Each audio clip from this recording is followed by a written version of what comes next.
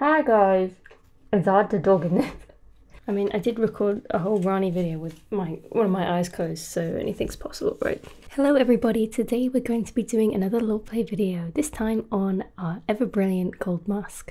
Now before we start, if you're unaware, throughout the entire game, he will never speak directly to us at all. All you will get is ...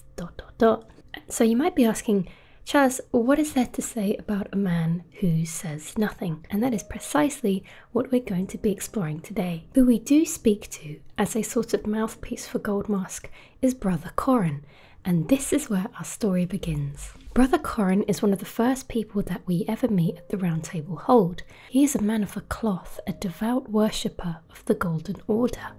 Let's first address the manner in which he dresses. Blindfolded and with a wooden cartwheel clamped around his neck. This odd appearance would be certain to raise some eyebrows from passers-by, but that is exactly its purpose. You see, these clothes bear a striking similarity to one of the starting classes, the Prophet. Prophets were exiled from their homes because they foretold that misfortune would come to the lands between, and presumably the folk of their settlements had enough of hearing these proclamations of doom and rapture, so banished these prophets, but not before first attaching these wooden shackles around their necks to serve as a deterrent. The shackles around the neck warn passers-by not to lend an ear to their sermons.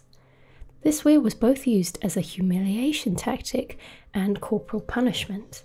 In fact, this was a real practice during the 1900s in China. This piece of wood, called a kang, was uncomfortable, heavy, and would display the offender's name and crime on it. The wearer wouldn't be able to feed themselves, their arms wouldn't be able to reach over it, so as a result they were left to the mercy of the public to feed them, resorting to begging, which only added to their shame. But in the case of Brother Gorman, he was proud to wear this. When Gorman was exiled, he refused to recant his prophecies, and for this he was blessed with the guidance of grace. Since then, the cartwheel draped around his neck served as a reminder that true guidance awaits those with iron wills, those with unwavering faith.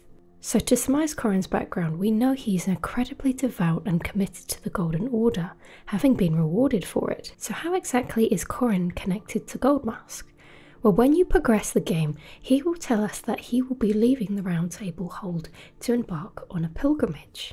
I'm off in search of a noble scholar known as the Goldmask, to beg his instruction.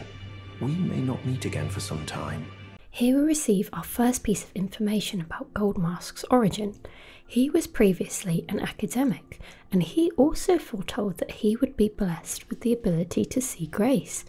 This is confirmed in the opening cinematic. We see the light of grace approaching Goldmask. So Goldmask was able to successfully predict that he would be blessed with grace, which is why Brother Gorman has chosen to study under him. He respects him as a fellow prophet. You can find Goldmask on the Great Bridge in Atlas Plateau. There will be nothing else for you to do here apart from to report on his whereabouts to Brother Gorman. From your description, it can be no other than the Goldmask himself. Of course, I knew he would be close by. Bless the Golden Order and its benevolent rays.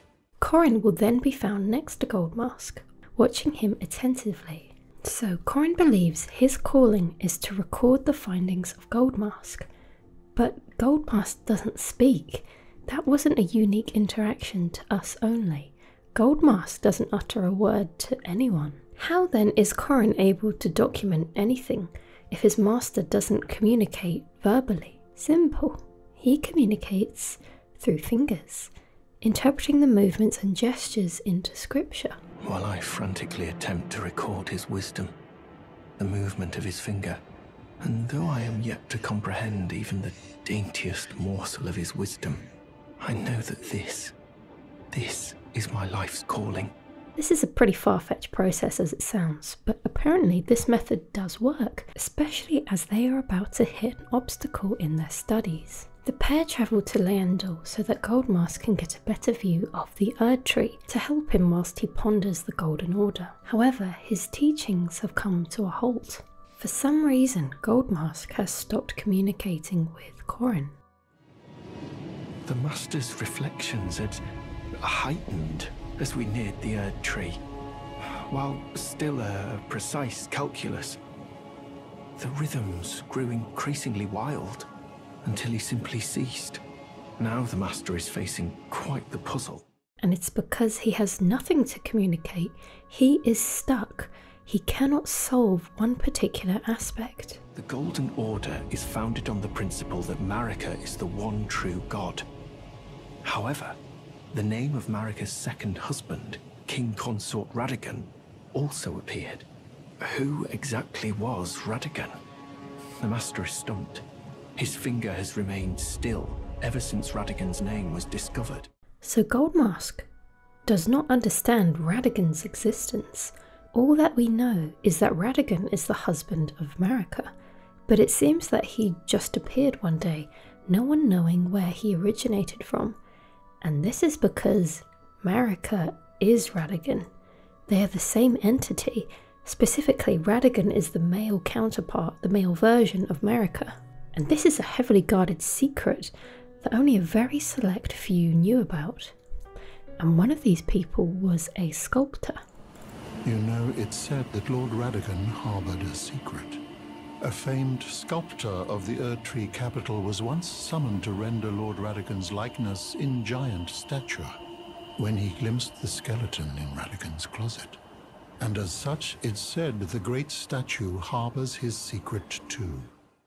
Within this statue, the sculptor hid a message to detail what he discovered. Radagon is Marika. With this new information, Goldmask is enlightened. What on earth did you do to the Master? Well, not that I'm complaining. Master's finger moves again, resuming his cogitation. More than good enough for me. He's back to allegedly unlocking the world's secrets. So the reason I say allegedly is, how do we know that Goldmask is really doing what Corin is saying he's doing? Is Goldmask really able to communicate just by fingers alone? Well, actually, yes.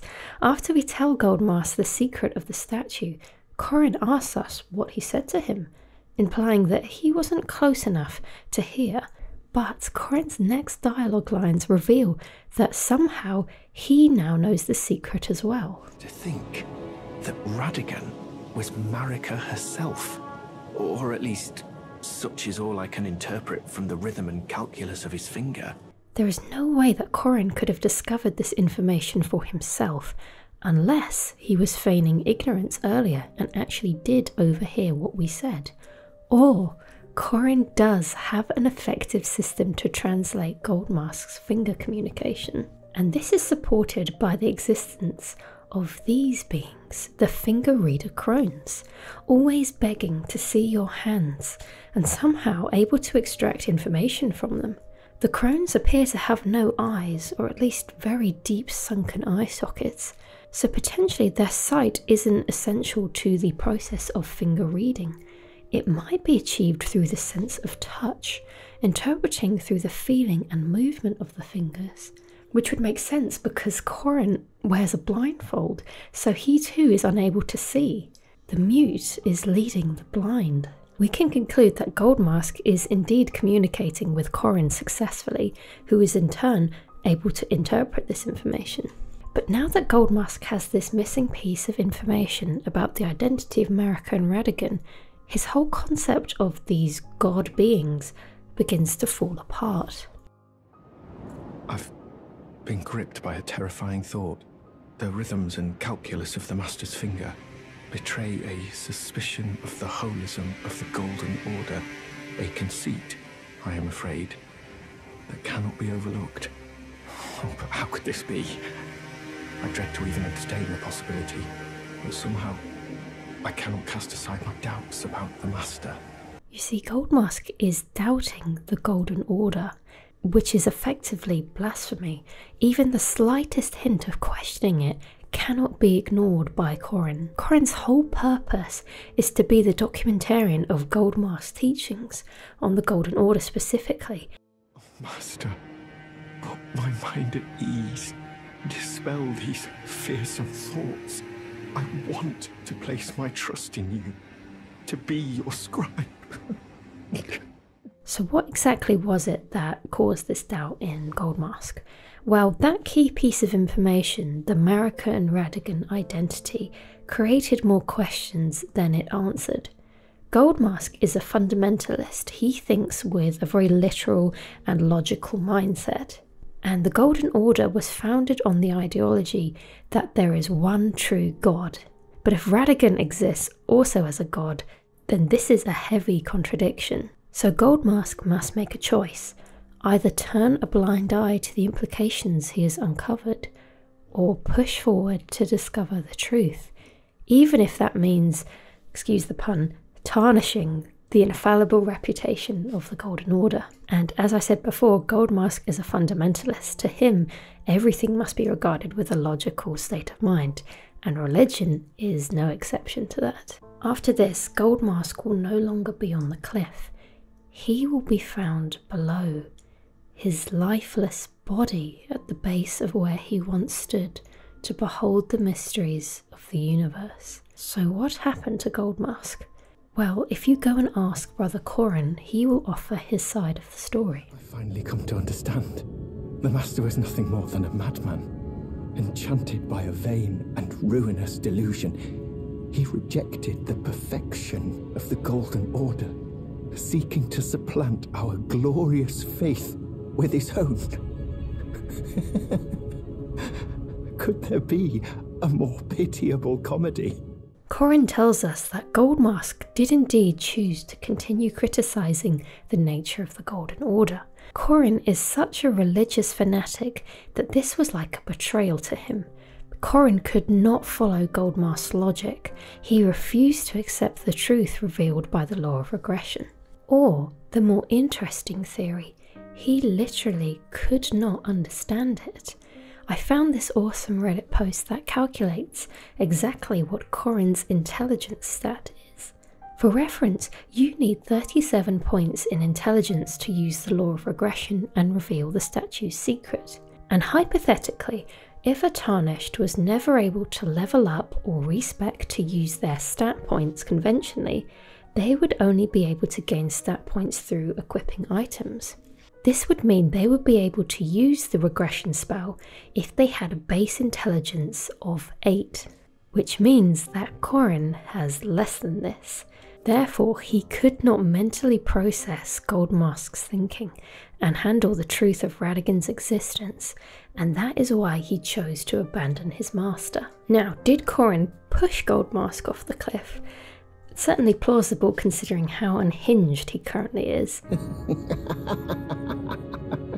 But there is one large hole in this theory. If Corin dies at any point in Goldmask's quest chain, or you happen to have killed him early on, then Goldmask's quest will continue without him. Goldmask will still travel around various locations in the lands between.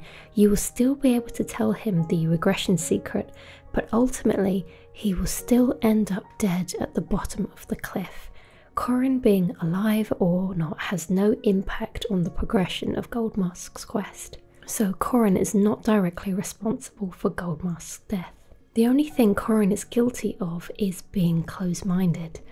When Goldmask posits that the Golden Order is flawed, this was all Corin needed to abandon his master who he once idolised. Now Corin also mentions that Goldmask sought to supplant the Golden Order with his own. So not only did Goldmask critique the Golden Order, but he proposed an alternative, and not just in the form of an academic theory. He physically made an option for another reality. Goldmask sacrificed himself in order to make a great rune. Presumably he accomplished this in the same fashion that the Dung Eater and Fia did to create their runes. It states that they were able to gestate, whereas Goldmask discovered his. Specifically, these are mending runes, and these are different to what the rune bearer bosses carry. The mending runes are created when an individual seems to have a burning desire to change something in the world. The Dung Eater's wish was to instill the Omen curse into all living beings. Fia's was to restore life within death. So what exactly was Goldmask's desire? The current imperfection of the Golden Order, or instability of ideology, can be blamed upon the fickleness of the gods, no better than men.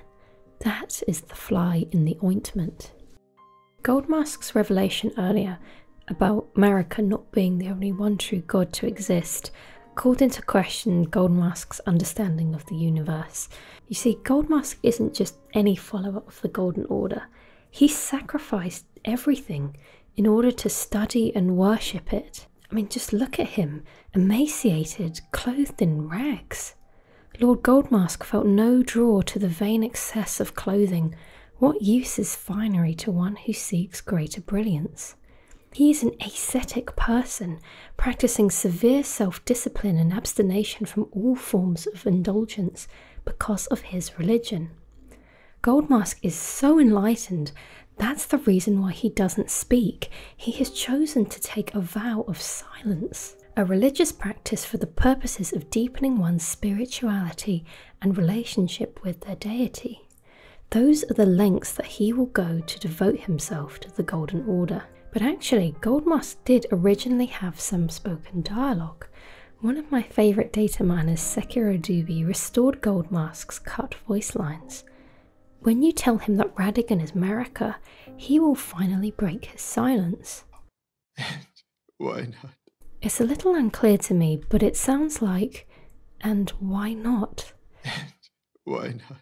This is significant because this is the point where Goldmask realises the unstable nature of the Golden Order. And upon hearing that Radagon is Marika, it sounds like he gives out a sigh and laugh out of exasperation. Why not, as in, why couldn't it be?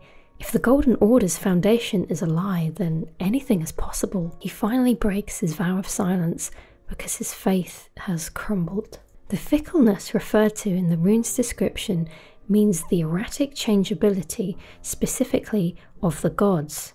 Goldmask understood the Golden Order to be the pinnacle of perfection and stability, and then he realised it is just as volatile and flawed as mankind is, which is why his solution to this is the rune of perfect order.